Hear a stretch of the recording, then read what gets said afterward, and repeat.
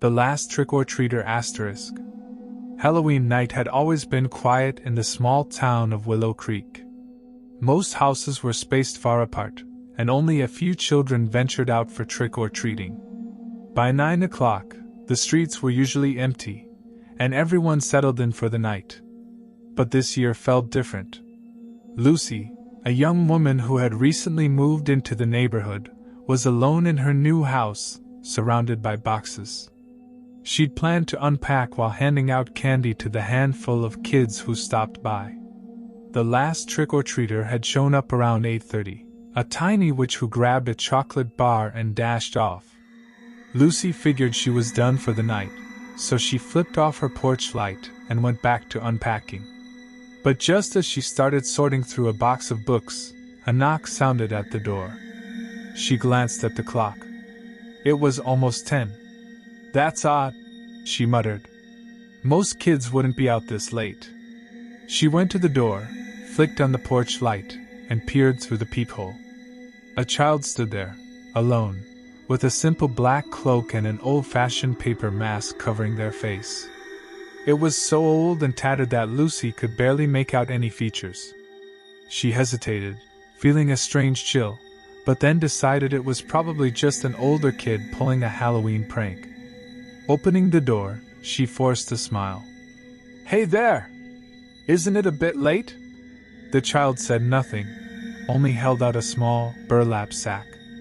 "All right," Lucy said, grabbing her bowl of candy and dropping a few pieces into the sack. But the child didn't move. Instead, they tilted their heads slowly, as if studying her. An uneasy feeling twisted in her stomach. "Anything else you need?" she asked, trying to keep her tone light. The child finally spoke, voice muffled and low. "Trick or treat." Lucy laughed awkwardly. "I already gave you candy, so treat?"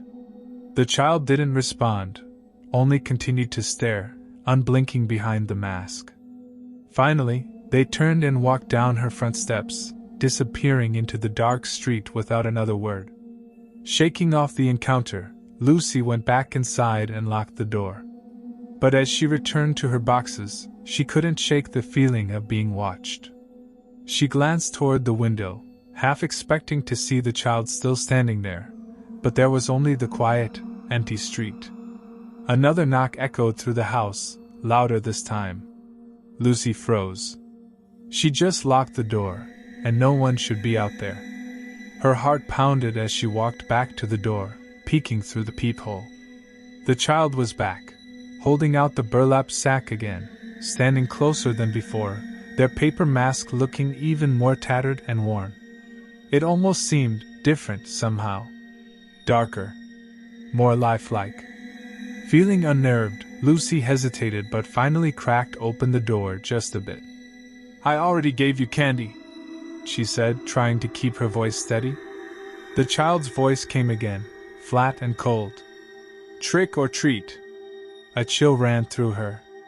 "Look, it's late. You should head home." But the child didn't move, didn't blink. They only held out the sack a little closer, as if insisting. And now, Lucy noticed something strange. The hand holding the sack looked wrong.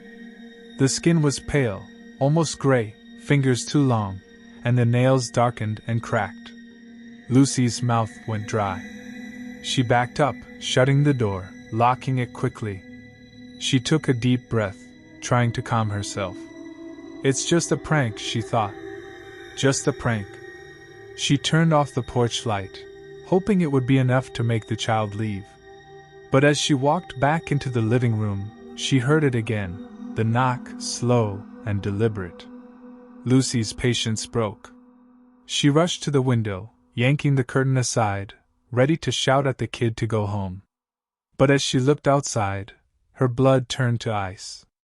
The child was standing in the middle of her yard, staring up at her window. They had removed the mask. But where a face should have been, there was only darkness. A void, empty and endless, as if she were staring into the abyss itself. She couldn't breathe, her heart thudding wildly as that darkness seemed to pull her in, a consuming emptiness that felt like it would swallow her whole. and then, without moving their mouth, she heard their voice echoing in her mind. Trick or treat! Suddenly, the figure was gone, as if it had never been there. The yard was empty, the streets silent. Shaking, Lucy backed away from the window, heart pounding. She locked every door, checked every window, then sat in the middle of the room, hugging her knees, waiting for morning to come. But she never saw the sun rise again. The next day, her neighbors found her house empty, her door wide open, with only a small, burlap sack lying on the floor. Inside the sack were 3 pieces of candy, and a paper mask, torn and darkened, with 2 hollow, empty eye holes staring up into the quiet, empty house.